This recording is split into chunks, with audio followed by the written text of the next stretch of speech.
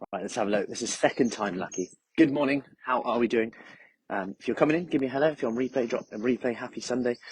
So we're talking about one thing that isn't really talked about that much when it comes to managing menopause and some of the symptoms of menopause, like muscle loss, which we talk about a lot, like bone health, which is super important. You look at stats on hip fractures and fracture risk and osteopenia, and, and the recovery from a fracture, and how bed rest is obviously then going to accelerate muscle loss, and how the best prehab you can ever do for that, because you can do all the resistance exercise in the world, you can be as strong as possible, but it only takes a little fall, and potentially, even if you've done everything right, you can get a fracture, get some bed rest, and get out of action for a period of time.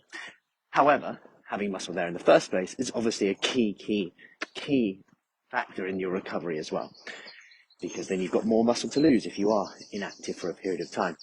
But that's not the one thing I'm talking about. Protein, I talk about a lot. Resistance exercise, I talk about a lot. And I'll go into more detail again and again from that, because I think the more the message is shared, the better. We see great results from people, and you look at the research in terms of people of all ages, shapes, sizes, putting on muscle, getting stronger, getting fitter, and even if it's 1% better, helping manage certain symptoms. But today I want to talk about something that's less talked about, which is creatine, which weirdly, traditionally was a supplement that was more looked at kind of power athletes, speed athletes, bodybuilding, and now the research shifted massively towards brain health, cognitive health, Alzheimer's, autism, ADHD, traumatic head injuries like in sport and life as well, crashes, all sorts, and how the recovery of that, and it's really interesting to look at. But with menopause, if you look at the common symptoms you see in terms of decrease in muscle mass, bone loss, reformation of bone, like how bone is reformed, and also osteoblast cells, which is in your bone, and again with inflammation. If you look at all of the data on this, then you look at creatine is a cheap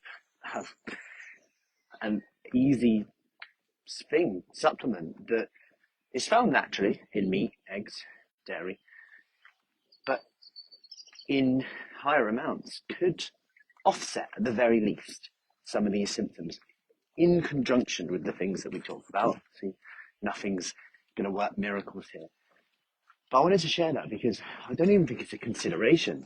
And when you look at the research, it's promising. And you can even extrapolate a lot of it and go, well, if some of the side effects we want to work on are bone health, some of the side effects we want to work on strength, muscle, body shape, then that can, fortunately or unfortunately, be linked to mental health as well.